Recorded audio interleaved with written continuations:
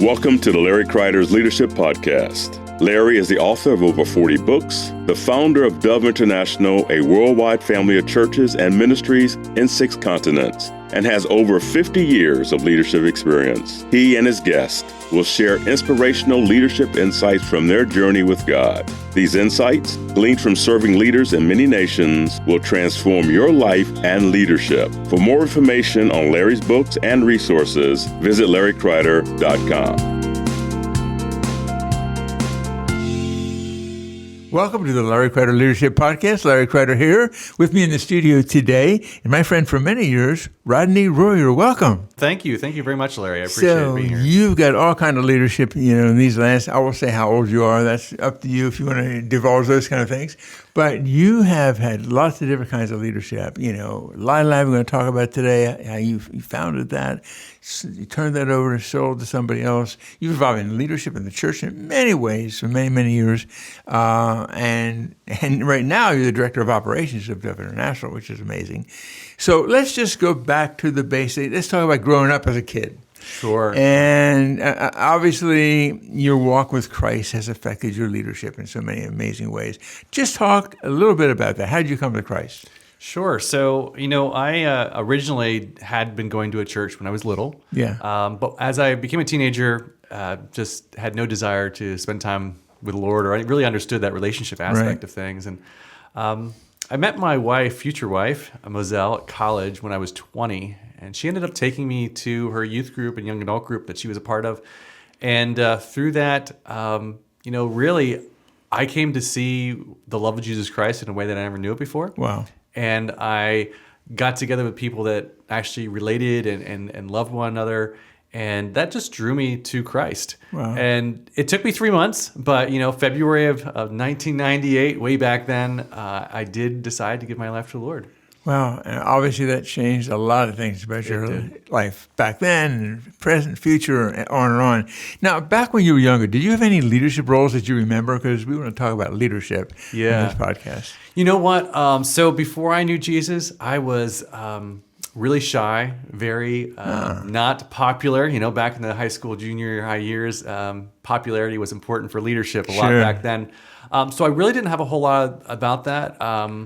But one of the things that was definitely recognized by a lot of educators that I was a part of was that I was consistent, and I was there, and I was kind of a behind-the-scenes person.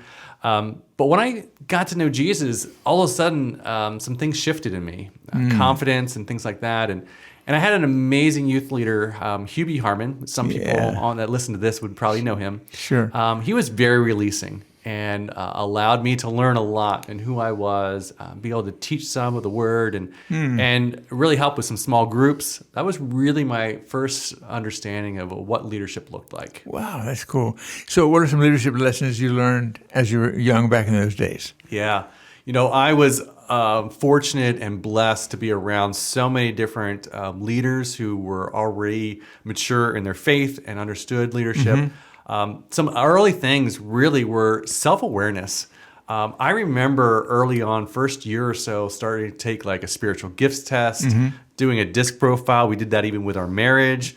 I also did this role inventory, a preference inventory, where you kind of understand where you fit in different roles in leadership. And all of those different things just helped me get a better understanding of who I was, how God made me, my identity of myself, and his direction that he had for me. And that really helped me build a foundation on where I am today. So good, so good. Tell me about starting your own business. That's so intriguing to me. And your years in business and the leadership role you had in your company. Just walk us through that. Yeah. So back in 2001, and again, just quick highlights, I lost my job that I was doing at the time. Our daughter, Jasmine, was 1 month old. And I had no intentions of starting a business. But God had blessed me in my college academics that I ended up choosing a business degree, which had kind of accounting and marketing and things like that in it. And between that and some other things that happened and took place at that, I took the leap of starting a business in 2001. Wow. August 2001, my very first customer was still a customer when I sold the business. Wow. It's really cool just to experience that. But, over the years, you were sole proprietor when you started, then you have your first employee, and then you are starting to build team, and you have some acquisitions like we did. And, your role in the business really changes because now all of a sudden you have people that are looking to you. How do you lead them? How do you build that team? And I ended up really probably about 15 years into it, really changing and shifting of working on the business rather than in it, and really trying to get an understanding of what that looks like. Explain, what's the difference? Yeah, so one big difference there is, when you start a business and you're a sole proprietor, you're doing everything. Okay. You're doing the work. You're going out. In our field was technical, so we go and fix computers. I would go fix computers. Now all of a sudden this shift happened where I had employees. I had to figure out, how do I create a vision for the business? Good. And I had to take time and focus on where's the business going, not what are the necessarily specific needs of my customers. Not that we didn't focus on that, of course, but it was much more focused on how do I direct people? How do I help people? How do I cast a vision of where the business is going? What do I want to see the business do in the next 5 to 10 years? So really spending some time on what does the organization look like and how do I grow it? As you look back, can you remember how long you were the only person involved in the business until you hired your first person? So it took me 2 years before I hired my first person, and that's where I met your son-in-law, David, through a connection. So it's been a while, but yeah, 20 years I had employees or so, and it was step by step by step. Have you had mentors in your life to help you walk through stuff? I did. Back in 2015, which was really a big turning point for me, in business, you run a business, you have a sort of idea of like, hey, how you're doing within an industry. But I ended up joining a peer group, which opened up a whole new realm of understanding of, what do other business owners feel like you? You're in a scenario where you don't talk about the real issues as a leader, because either other people don't understand it, or maybe they're competitors, so you don't want to discuss it. So in this setting, a very safe environment where you're very vulnerable of where you're at personally, where you're at financially, where your business was at, and there were 9 other owners that were in that group that you just got close to, and you got to realize that you're not the only one dealing with the exact same issue. You are talking local people or people through the nation? Or Yeah, fortunately, this peer group was nationwide. Wow. So nobody was local, so that gave the freedom to be able to share whatever you want because there's no competition there. But you also had the ability to kind of talk about topics that, really personal. There are people in that peer group that were dealing with cancer or a spouse that was sick or, mental issues that people were dealing with. All those sorts of things were things that we could really discuss and grow as an individual, but also grow as a leader and where we're taking our business.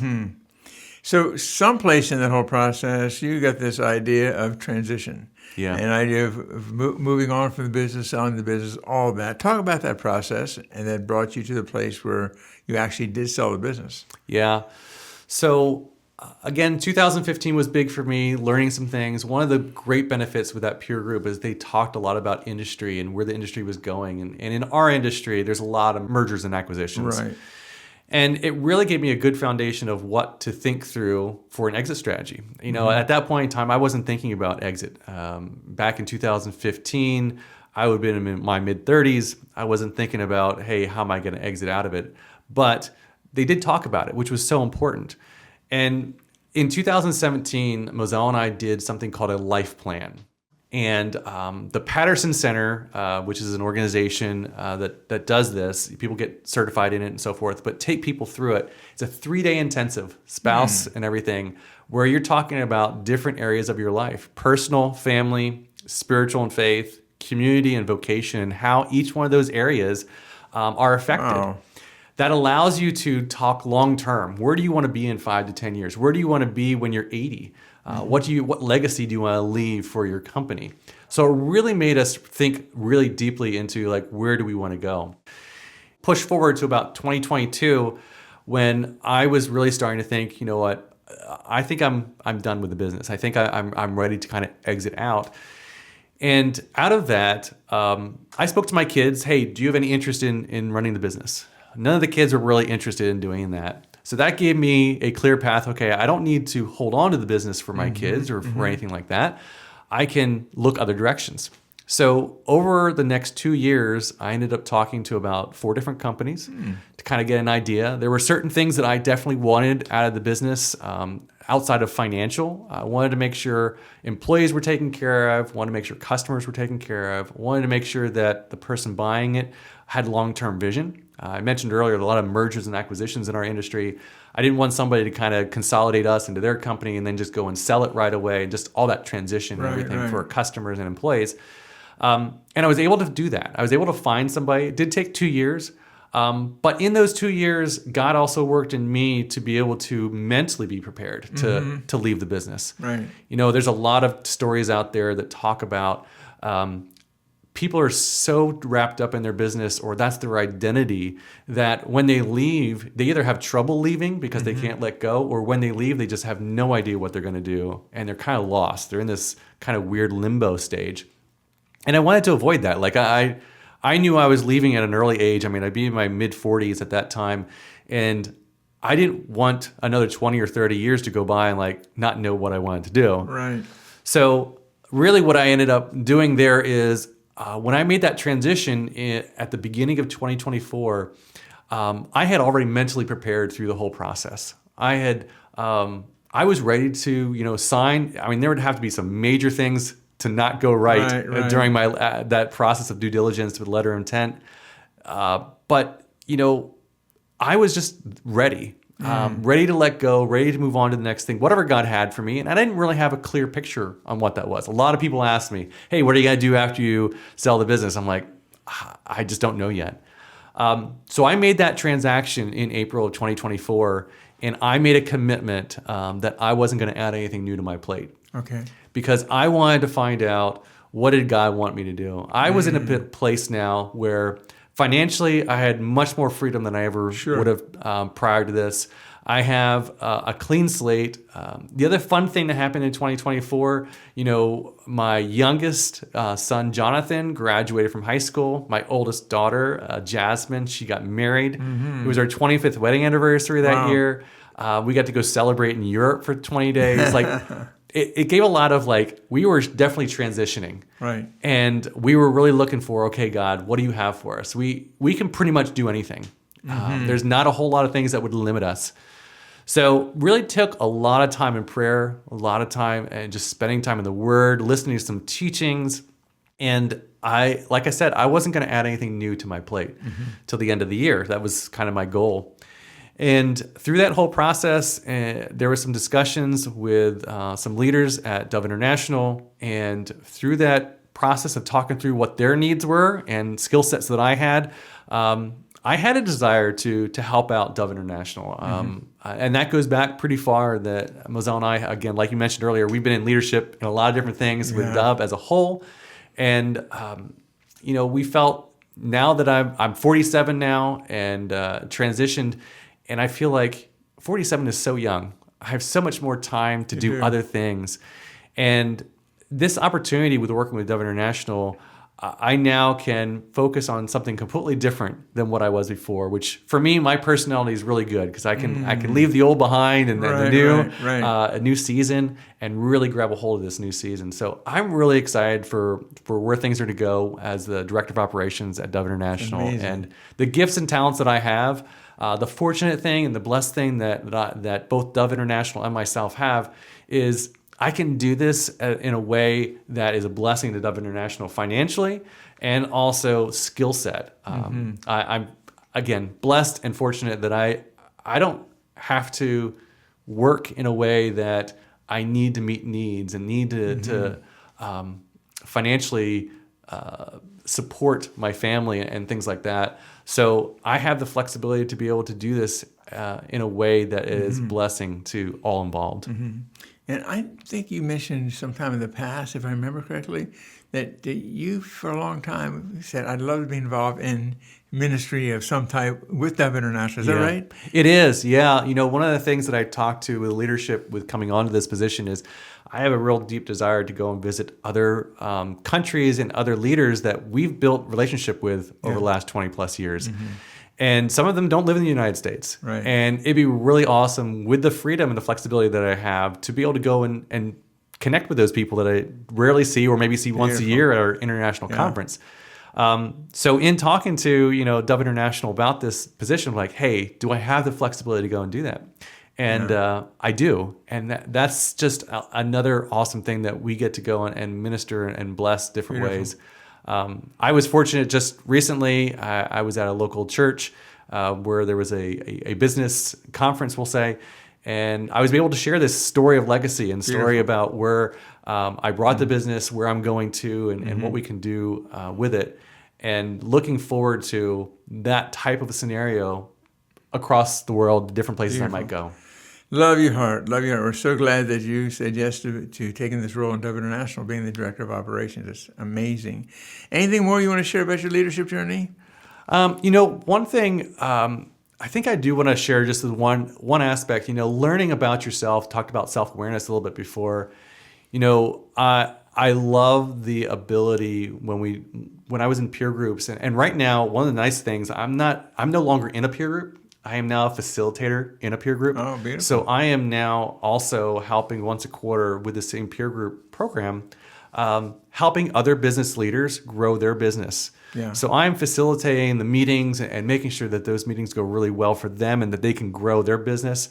But I'm able to give back to the next generation, so to speak, of leaders that are building their businesses in IT. And it's so great that we can have conversations that really affect people and talk to people. It's great to have mentors. It's great to have people that can pour into your lives. And these peer groups and other such things, you can build over time, and they're long-lasting relationships. Lizelle and I have some deep relationships with people from this group, and we're building relationships with the ones that I'm facilitating now. And it allows us to continue to see leaders grow and continue to see leaders become what God's called them to be. Yeah. Beautiful. And it's a great opportunity evangelistic way as well, because some of the people there are believers and some are not. Exactly. And it allows you to reveal the kingdom of God, the truths of the kingdom to people in a very intimate setting. So I just love the opportunity that this gives and for us to be able to continue to do that. Good. A couple of questions all together here. The question I have for you is, when you look back, what do you wish you would have known when you started, and have you made any mistakes? If you say no, then we need to talk some more, because we all do, right? Yeah, mistakes. I would say one of my biggest challenges over the years, and this is something that God just, I'll say the last couple of years really dealt with, was having a perfectionist mindset. And, nothing was good enough. Nothing met the mark. And when it comes to leadership, that's really hard how do you talk to people when your level of excellence is much higher than it really should be? Right. And how do you lead people because people aren't meeting your expectation, because I'm not even meeting my own expectation. And to be able to walk through that and to be able to see now getting through that and being able to speak into people's lives and identifying that and helping other people see that to help them grow as well. So good. It is really good. And understanding how to really articulate those sorts of things to people and have those deep conversations. In the business industry, we talk about crucial conversations. Right. It is so important to have those crucial conversations, not only to other leaders, but also to your staff, to those that you work with. Rodney, one or two more questions. Sure. What would you say to a younger leader who would say to you, they'd say, Rodney, I need some advice. How do I become a healthy leader? What would you tell them? Read. Good. I'm not a big reader, in all honesty, but it is so important that you do read. There's so many things that you don't have to be just books. A lot of articles online. There's a lot of great stuff, a lot of blogs, a lot of videos that you can watch, podcasts like yours, Larry. But, one of the things that I think is so important is if you want to be an eagle, you surround yourself with eagles. That's so good. So I mentioned earlier that I had a lot of great leaders in my life early on in my walk with Jesus. I am where I am today because of those amazing leaders that I rub shoulders with. And it's so important as a young leader to find a mentor, find somebody that really can speak life into you. Read as much as you can, whether it's on leadership or whether it's your industry that you're in, that you're trying to grow and learn in. I said self-awareness earlier too. Really trying to how do you tick? Well, how are you wired? Everybody is a little different. That's right. And everybody kind of has their own perspective on things, viewpoints, the way they look through lenses, so to speak.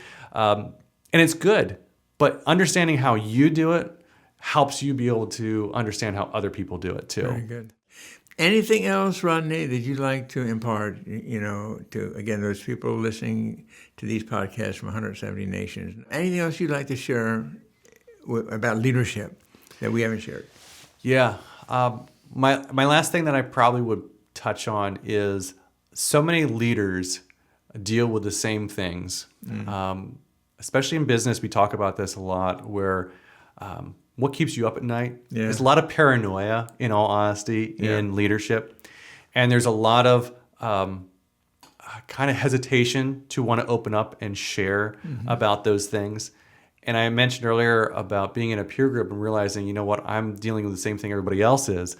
And I think the key thing there is to really recognize, find somebody that you can be vulnerable with and really talk about those things that keep you up at night. What are those fears that you have in life? What, are you dealing with anxiety or depression or just really being able to confide into other people. And it'll allow you to grow significantly. I've seen it in my own life. And there are people that are around you that love you dearly. That's and they want to see you be the best version of yourself. And Jesus obviously wants you to do that too. So as a leader, just really seek out somebody that you can have an open conversation with about where you're at and be truthful about where you're at. So good.